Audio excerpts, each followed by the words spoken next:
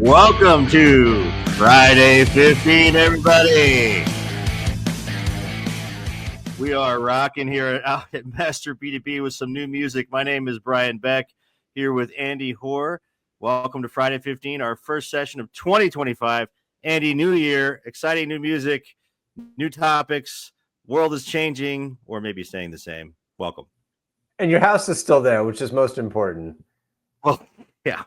Yeah, we had a bit of a firestorm here, unfortunately, in Los Angeles County. I live up in the hills, and it was a pretty crazy time here early in the year. A lot of people lost their homes. Really, really frightening stuff. So, yeah, the world's changing out here, Andy. These fires, unfortunately, are happening more frequently. So, we'll see. It's for us, we were out of our house for 3 days, so kind of crazy. And now you got to deal with the big news, which is that the Supreme Court said that TikTok can be banned. Right. That's a right. double blow to you, your house, and now TikTok. That's right. Well, hold on. We got to go to our breaking news. And that's exactly right, Andy. TikTok prepares to shut down app in the U.S. on Sunday, a couple of days from now, sources say. And, Andy, for those of us in the B2B community might say, well, gosh, this doesn't really have much impact on us. But this is really a landmark decision in some ways, right? What are your thoughts on this? Yeah, I think the import here is that this is really the government stepping in the social media space. I mean, obviously they brought lawsuits against companies like Facebook, and there's antitrust stuff around that. But this is the first direct intervention, it seems, by the government, which is the only thing that can stop these larger tech companies. That seems pretty clear. I mean, somebody said years ago, somebody at Amazon told me this, like under his breath, it's like, the only thing that's going to stop us is the government. And it's true, because they become almost natural monopolies. That's a terrible word to use, but because people like what they're doing. I mean, that's the thing. If they deliver things at a lower cost, right?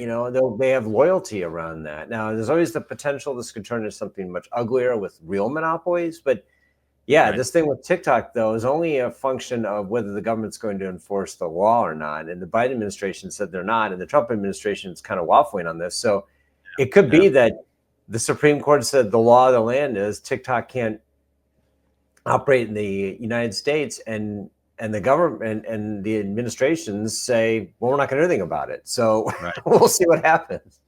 Yeah, a lot of 170 million people, Andy, use this thing in the United States. It's incredible. And so exactly right. So this is a precedent, I think, in some ways. And the enforcement is going to be interesting to see how this plays out, whether it's enforced or not. So we'll see, and we'll keep an eye on it. Maybe we'll bring it up again in another Friday 15. But Andy, we're going to talk today about a hot topic for everyone: budgets. What's happening with B2B budgets in 2025? We've done research on and off on this over the past couple of years, so we're going to share some of that. But where we were 5 years ago with this question, right?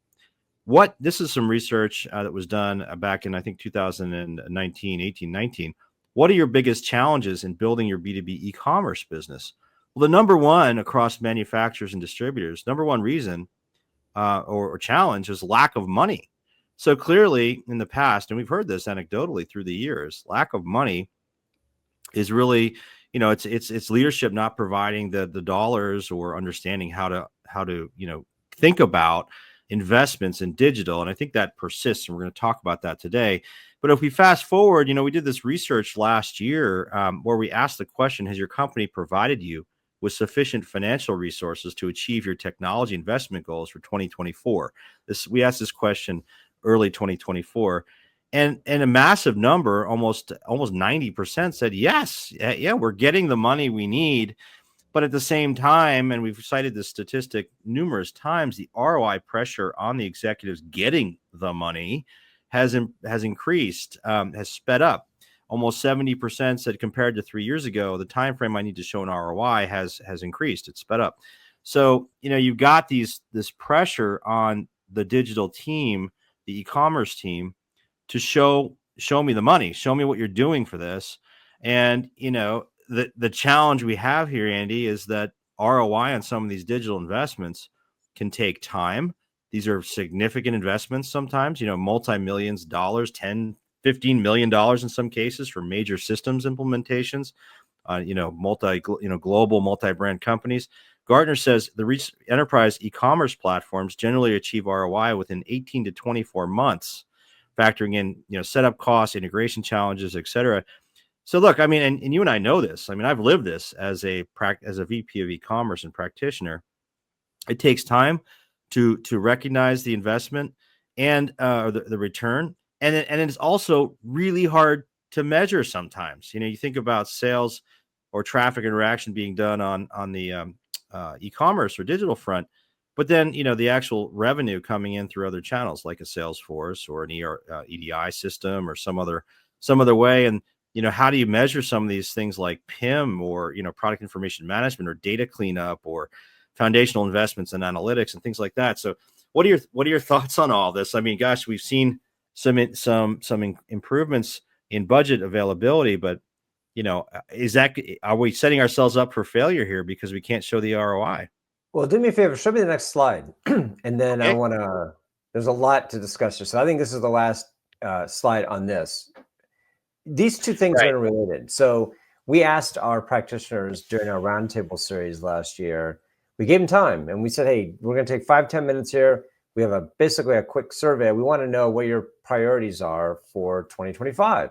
And number one and number two is very consistent. The different colors of the different roundtables, but very consistently, we saw the same two things as number one and number two as the top priorities: analytics and reporting, and ROI of digital investments. What's interesting is those things are interrelated because the ROI comes from the measurement. Now, the measurement comes from having access to the data, which is another discussion, but these point to the exact same thing, which is if you're not measuring what you're doing, you're not going to get investment dollars. So what's hindering people's ability to do that? Well, we know in our anecdotal conversations with people that there is a bit of a old school, new school dynamic going on here, where you have the new school, which is the VP of digital, let's say, who's got all these metrics that he can show online and online to offline, so cross-channel analytics, et cetera, about how digital is affecting offline, so how online is affecting offline. Right. But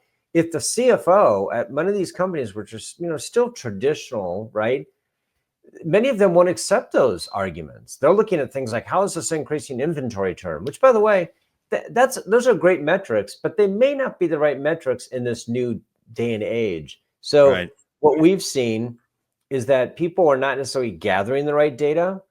They're not necessarily analyzing it properly. And they're thinking about it really as an investment cycle, as opposed to a continuous process. And then they're going and talking to CFOs who are saying, look, we wrote a big check during the pandemic, and we're still waiting to see that pay off. So there's the pandemic hangover. There's this notion of, again, the investment cycles are off. So there's a bit of two groups who are not communicating very well here. And we know a story of one individual in particular who struggled with this. And this person was telling the right story, but the person listening wasn't hearing what this person was saying, and it didn't work out. I think there are more stories like that out there. So there's a little bit of give on both sides. And I do think ultimately the digital people have to prove to the CFO, for example, that this is worth investing in. But it also requires the CFO to understand that this isn't like 1985 or 1995. This is 2025. It's a little different now. Right.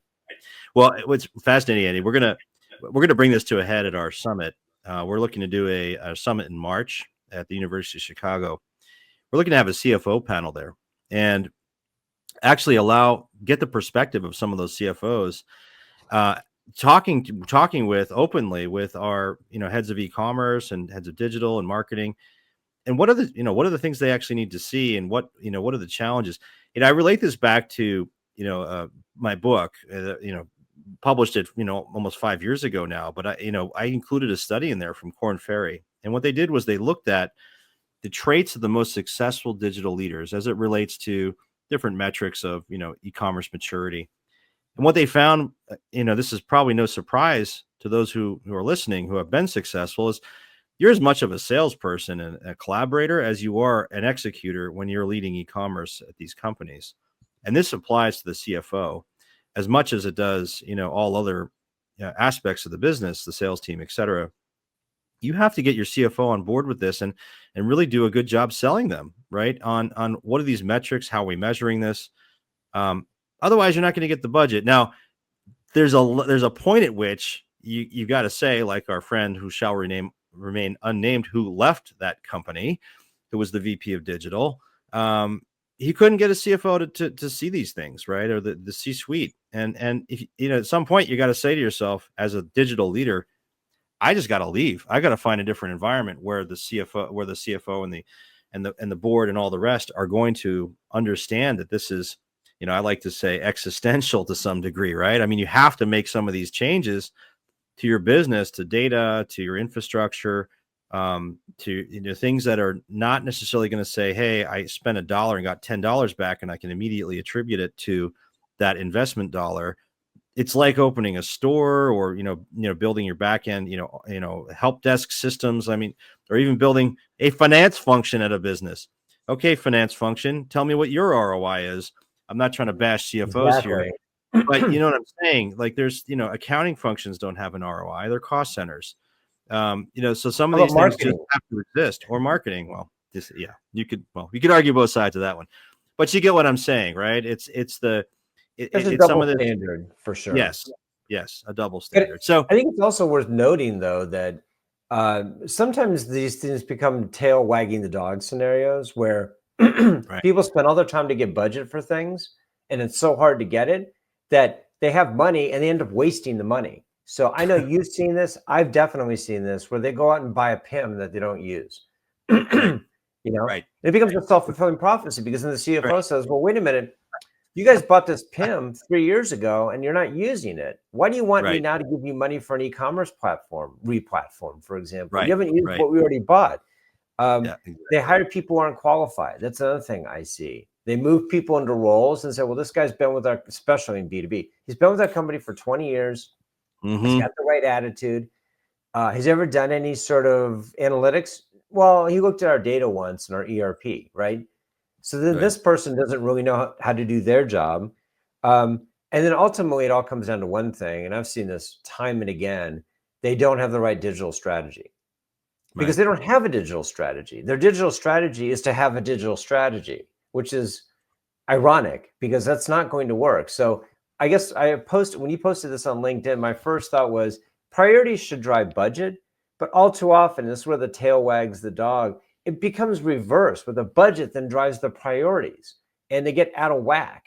And then the CFO comes right, back and says, well, wait a minute, we spent all this money, especially during the pandemic, and there's a right. bunch of things we've seen no ROI on, and it all gets polluted by that. So, in other words, it becomes like an aggregate ROI, Yeah, and the digital people have to do a better job of saying, well, wait a minute, maybe the ROI on that PIM system we bought 3 years ago is low because we haven't implemented it yet. But the ROI on the e-commerce platform is high. So let's right. separate these things. But again, like you said, ultimately it's incumbent upon the digital people to put it in the terms the CFO understands. Absolutely. And then, of course, overriding all this, Andy, is we've got, the economy, right? And it's been somewhat weird, and ever since the pandemic. Now, Goldman Sachs has come out and said, hey, the U.S. economy is poised to beat expectations. They're saying, in 2025, U.S. economy is in a good place. Recession fears have diminished. Inflation is trending back towards 2%. Labor market is rebalanced, and they expect 2.5%, U.S. GDP growth. But this is real. I mean, the CFOs think about this stuff, and they don't think about e-commerce and digital in a bubble. They're in charge of managing the whole business, right? And this stuff impacts these companies. These are a lot of our listeners are very large companies, mid-sized to very large companies that are affected by macro trends. Any thoughts on how the economy plays into the budget?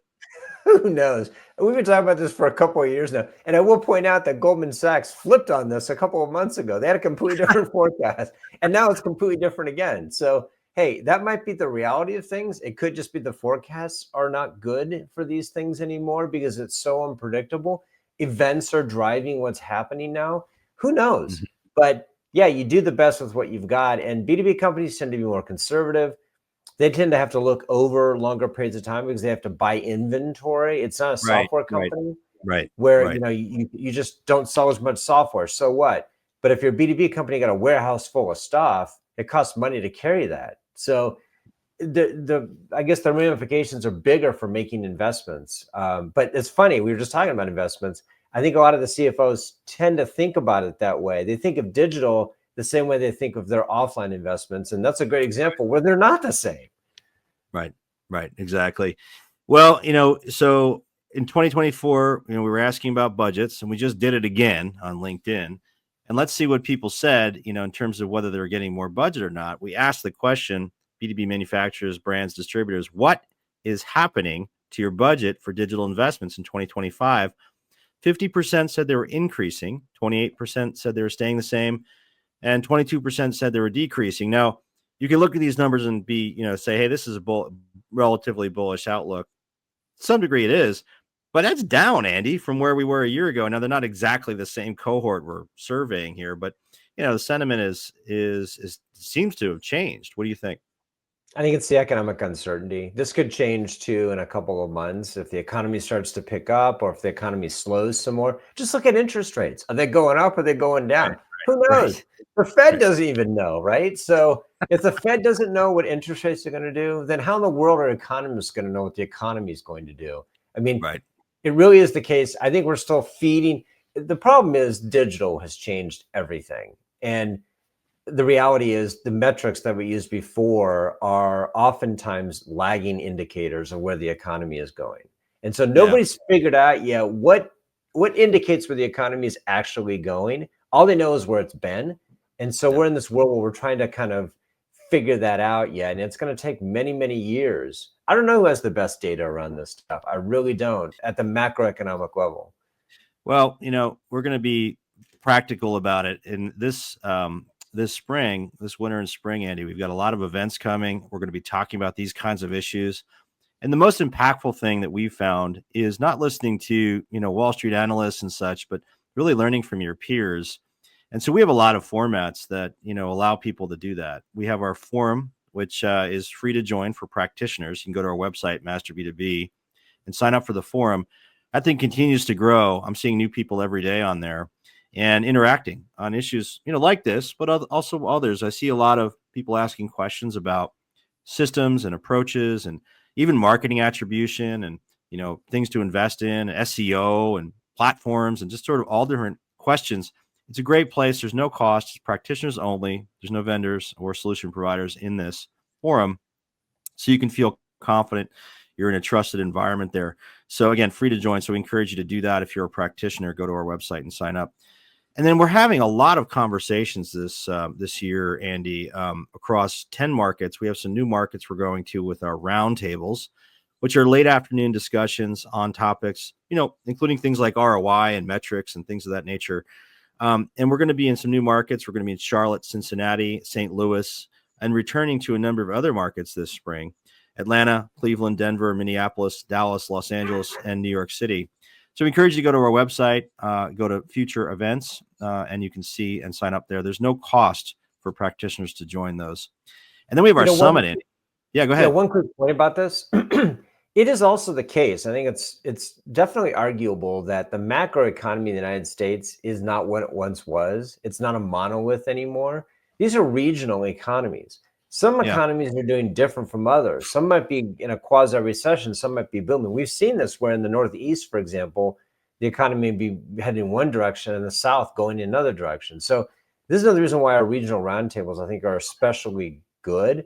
Not only are the are trends changing quickly, yeah, just in general. I mean, I don't think we may be having a very different discussion 9 months from now, 6 months from now, 3 months from now. I think this has just increased the importance of being around other people and exchanging ideas and sharing best yes, practices almost in real time on a regional basis. yeah, I'm not sure yeah, we set out to do this, but I'm beginning to think more and more that there's a lot of value in this because you can't just meet once a year and go, okay, this is our plan for the year and we're going to lock it in and check it again next year. We're not seeing that in finances. We're not seeing that in health. We shouldn't be seeing it in B2B e-commerce anymore either. yeah. No, these are great places to learn and share transparently in a trusted environment with your peers. Talk about what you're seeing. This budget question. What's happening with you, and how have you gotten your CFO on board? And our summit, as we mentioned earlier, is on March 12th at the University of Chicago's Gleacher Center. This one also is a fantastic environment. We have, we're almost full actually with registration. So if you are a practitioner interested in joining us, sign up now. Go to our website. It's 2 months away, and we'd love to have you there. You just need to get to Chicago, and it's a one-day event, and it's going to be just a lot chock full of roundtables and peer-to-peer networking and sharing. It's not a conference. This is truly a summit, a meeting of the minds. And then finally, I want to remind everyone that our Friday 15s are available via podcast on your favorite podcast service, Spotify, Apple, Google, or on our website. And I encourage you to check us out. Just search for Master B2B Friday 15 and you will find us. Andy, it's been an interesting and robust discussion. We're going to have another Friday 15 next week, but been fun to kick off the year with you, and I'm looking forward to a great 2025. Yeah, we'll see you then. By the way, did you notice our avatars have not aged? What'd you say? Did you notice our avatars have not aged? Will they That's ever true. age? It's the rock music, man. We got to keep it going. All right, folks. Right. We will see you next week.